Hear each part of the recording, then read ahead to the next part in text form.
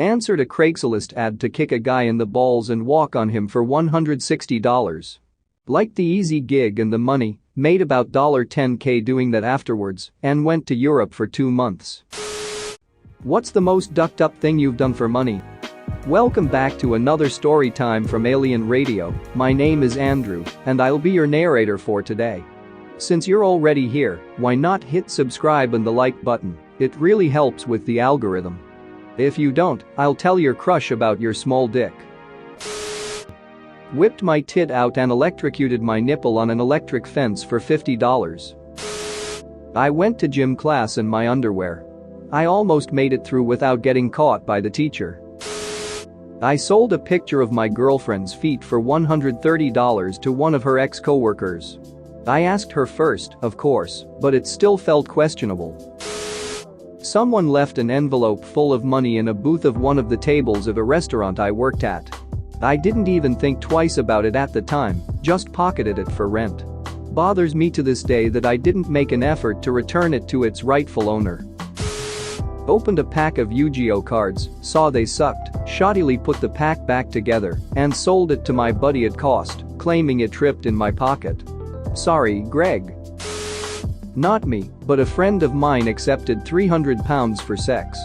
Despite being into degrading sex, hence accepting this, she really had no need for the money. She was so unaroused by the guy that they couldn't get his dick inside her. Dry like the Sahara. So she wanked him off. No one came out of that experience well. My friend offered me €20 to have a staring competition with a hooker in Amsterdam.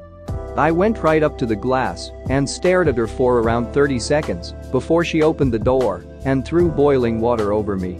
She lost and I got the money. When I was about 17, I got offered £500 to rob my dealer's weed supply. I did. And then I spent the next 6 months scrapping myself that if he ever found out it was me, he'd probably hunt me down and gut me like a fish. But the guy kept it in a massive ducking backpack in his shed. I mean, come on dude. It was just so easy. To explain the economics of this, it was probably 30 to 40 ounces of wheat in that bag. So thousands worth. I was a waiter at a restaurant with a prep line that had mayo on it. There was only one dish that used mayo that no one ordered, so this mayo would sit out all day and get this foul yellow skin. I'd bet a buddy $100 to eat the skin right before the shift started. I spooned off the whole bucket myself and it was a heaping scoop. He powered through it, but not long after he was absolutely green. We are still friends. Was at a family dinner and my uncle complained that my aunt burnt the green beans. As a joke, he said he would pay anyone $50 to eat the whole bowl. He did not expect me to take him on the offer. This was a dinner bowl meant for like 14 people. So that night I didn't eat an actual dinner, just an obscene amount of green beans. Surprised I didn't barf, and I had interesting weird craps for the next 2 days. Edit. You bet your ass I got the money. Late one night in my 20s in Okinawa, an overweight female bartender at a dodgy karaoke bar asked to see my dick. It was pierced at the time. I quipped that it would cost her $10. She joked back that for $10 I should be naked. Well, the other bartenders all threw into the pot, including a really attractive one, and so did some of the customers, mostly dudes who thought it would be funny to call my bluff.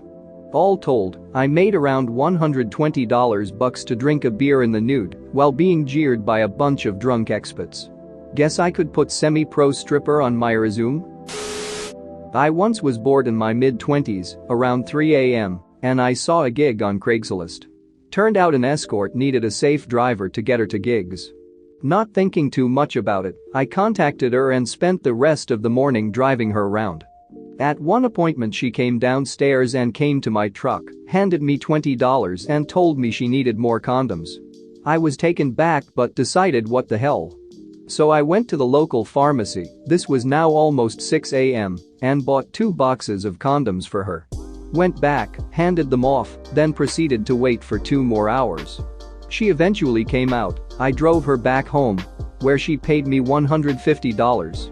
I felt so wrong taking the money, knowing she was getting railed for her money, then had to pay me. I took the money anyways, and she was pleased I was a pleasant young man driver. One of the weirdest odd occurrences for me by far.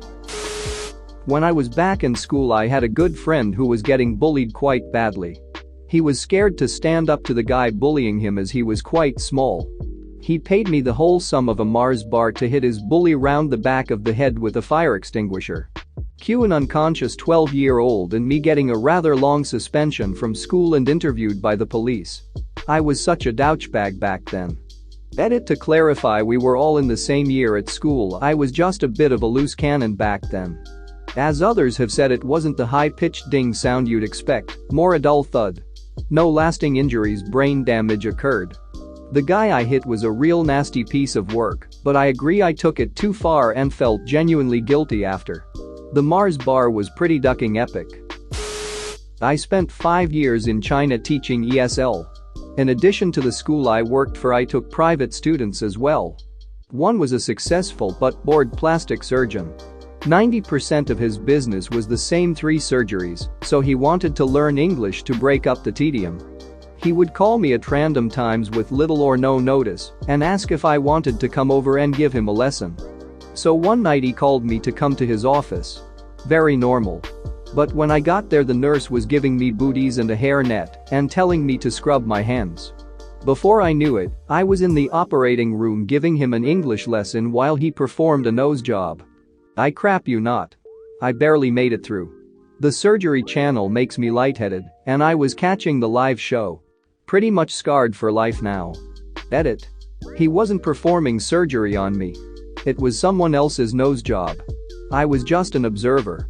It was a violation of like all known procedures of sterility and cleanliness in the air, too.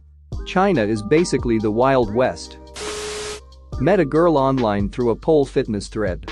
I was teaching pole at the time and traveling through her city with a friend, Canadians backpacking through Europe. She said she was interested in a private lesson. Because I was young and dumb, sure, whatever. My friend and I part ways at the train station. I do give her the girl's address, phone number, forum username, and the contact info of a friend who uses the forum. The girl's transgender, had run away from home, and was working as a stripper to make money. I knew all of that. However, the reality of the situation didn't hit me until I was in her apartment. She lived in a building where each floor shared a bathroom, and her apartment was a studio with a kitchenette.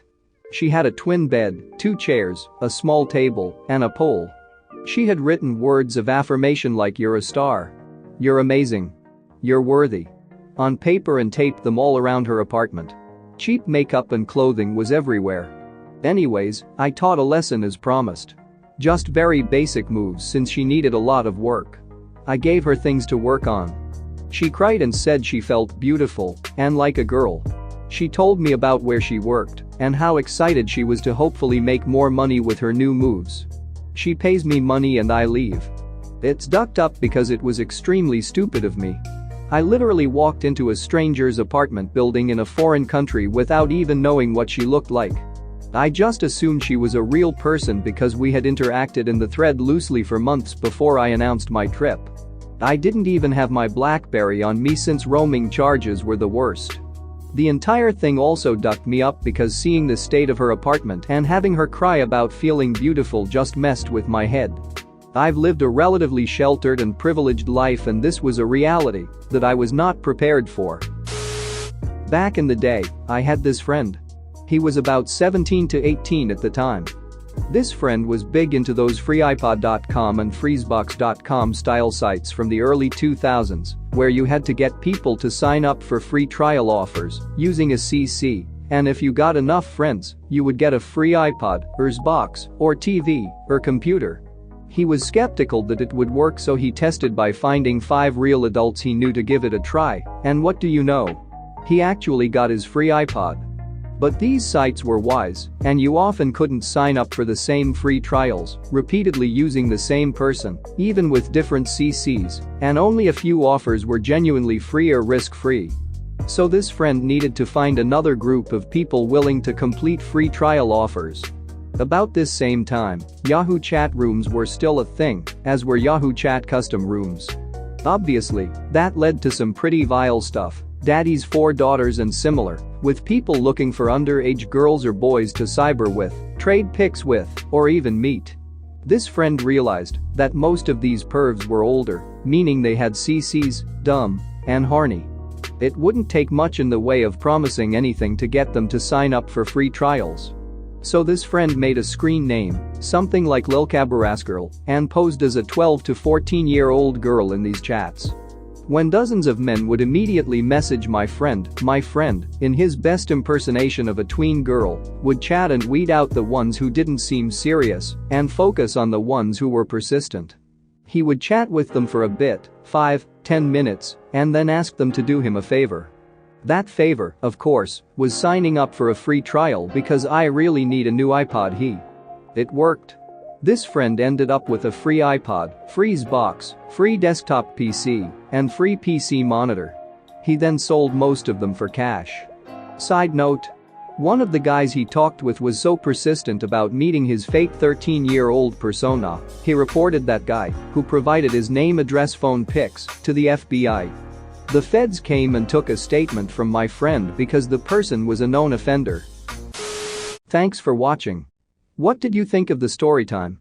Let me know in the comments below. If you liked the video, smash that like button and subscribe so you don't miss any more story times.